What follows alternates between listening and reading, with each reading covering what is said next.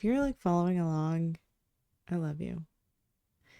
I like really, really love you. And like, I love you even more if you continue to follow after this episode, because some will deem what I'm about to say and things to come as weird. And I like those people. If you're down to clown, if you are here for the weird, stay. Um, but I will tell you now that maybe others have logged off that aren't down for it. This is not weird to me. What I'm saying is not weird at all to me. This is my truth. This is the most pure, knowing, real side of me that you will ever get to know.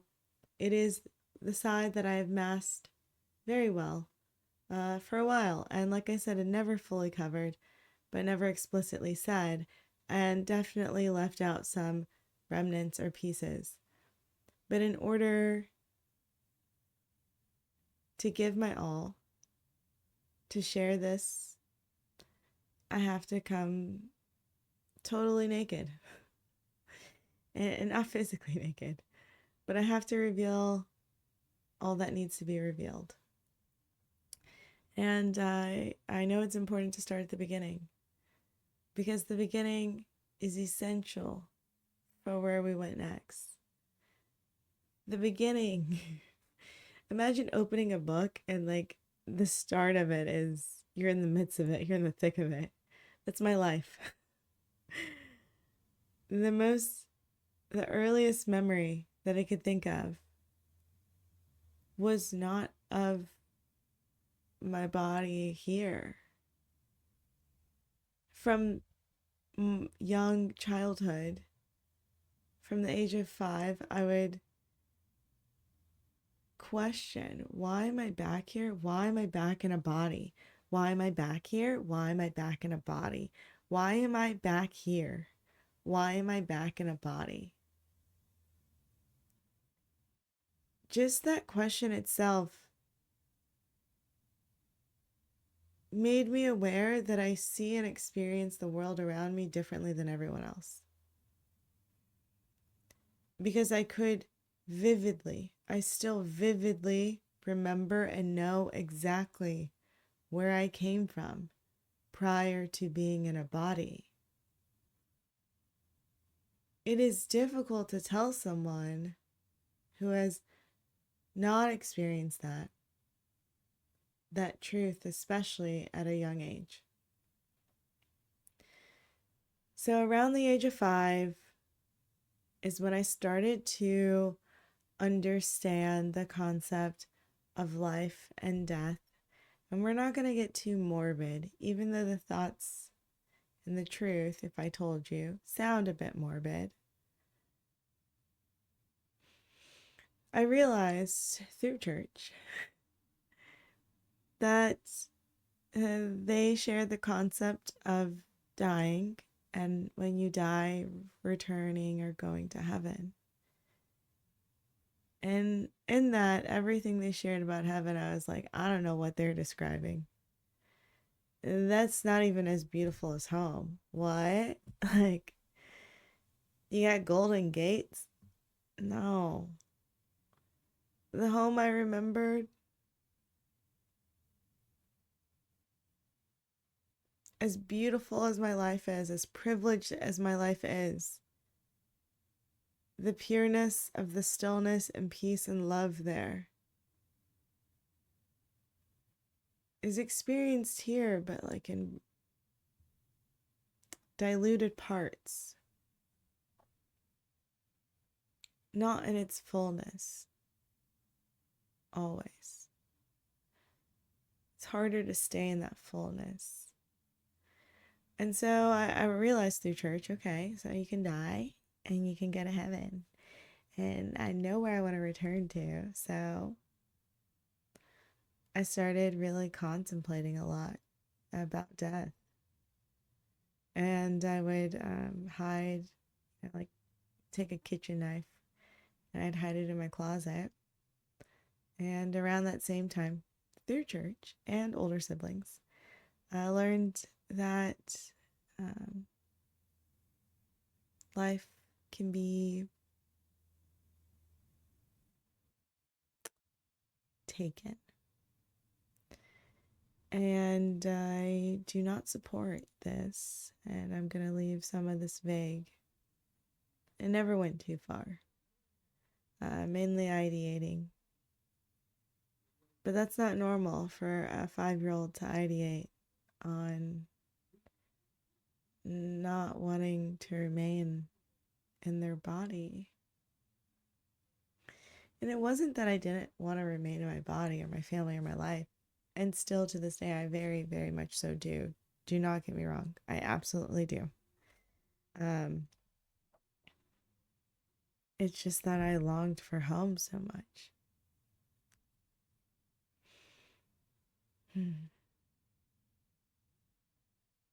Like longed. I don't know if there's a way to express the desire for it.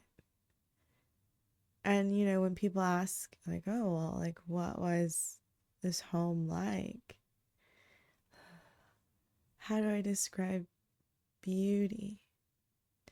A darkness, a void, an empty void that is so full of love, of peace, that is so still. I did not have a body in this home. I was not like a form, and there was no other forms around me. Just empty, endless darkness, but not dark like monsters lurking, dark like backlit by a shadow of light, but still dark. Nothing missing. No competing feelings. Just stillness, peace, fullness. I knew that I was never alone. I knew that everything around me loved me. And not like in a forceful, like, I need to know that you love me. Not like in a like pushing down love, but like in a stillness. Like the best way I can describe it is almost like when you see a slow motion of like a raindrop. Like that, before that echo goes out, you just like froze that in time. Like you know that there's this fullness that's about to like release this echo out. But also in that moment, there's like a nothing. Almost like when you inhale a big breath and you're full with it and you're about to exhale, but that moment, that transition, that fullness, you're about to let it all go. But if you froze that very second of both happening, and even in describing this, I'll never try to convey the beauty, the love, the fullness. There are no earthly things that compare to it. Peace times a million. Love times infinite. But you're not you in your form. And so, in entering a form, I'm a 5-year-old that remembers this and still actively remembers it. And that is just not even the tip of the iceberg. To live almost always between what feels like worlds is very different. It's very different. And so at a young age, I realized the people around me, by 6 years old, are not experiencing the same things that I am. Their sense of time is different. Their goals around what they think they're here to do are different. The way that they feel other people are different. And the way that they connect and feel themselves.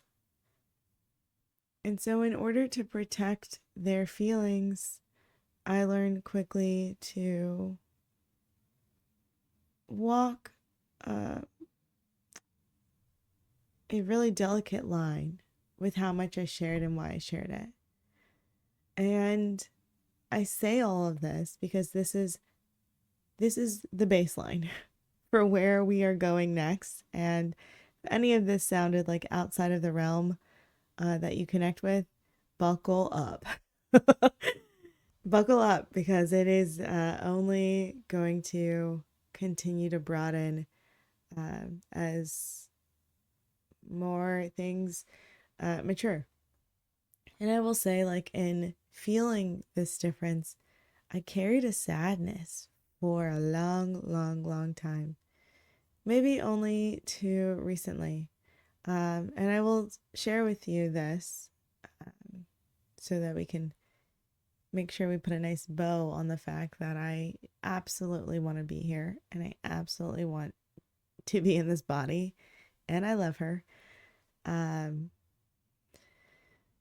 I finally got to a point where I said, somebody asked me, they're like, have you ever asked, like, why are you back here? I'm like, no, I just complained about it. Literally, like 30 years of life, just kind of complaining and like, why am I back here? And I've gotten many answers and I've experienced many things. And I actually have a lot to say around why. Um, the why. Yeah, okay. Not really like why, but um, a few things. One, I asked to be here. And we're just going to keep this entire episode fairly, I guess, um,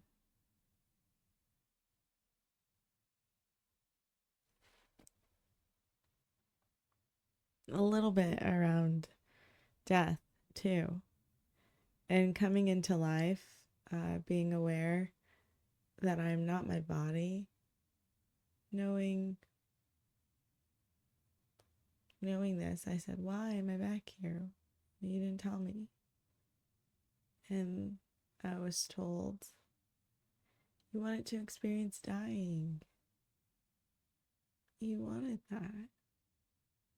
You wanted to experience what it felt to have heartache and hurt and joy and peace and the wind on your cheeks and the laughter of your family and how it feels for your body to age and change and return. I'm like, wow. I know that can sound dark, but like to know the love I'm from and to know that with so much love I was given a gift that I asked for. And in this journey, there's a lot of things that hurt too. Like this, it's not like I know that and I don't feel like heartache, hurt, and pain and grief. Oh, I feel it all. But it changes how I understand those things. What a gift to feel the ache of love. What a gift to be in this body. What a gift to be so loved that I get to experience this all right now actively on so many different levels. That I am so ridiculously loved And I say ridiculous because there is no end point to it. I am loved beyond measure. And so are you. Your life is a gift. Gathered Glow is about shining your light, but you're not a small light. The more I share, the more I want you to know.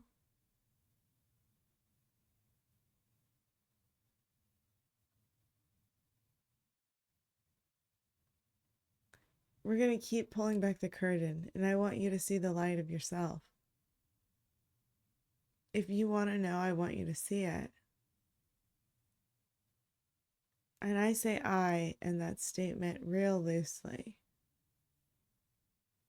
Because the I that I speak of and that is a reflection of you. If you want to know, I want you to see.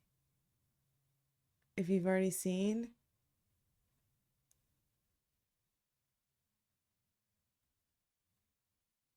then you know.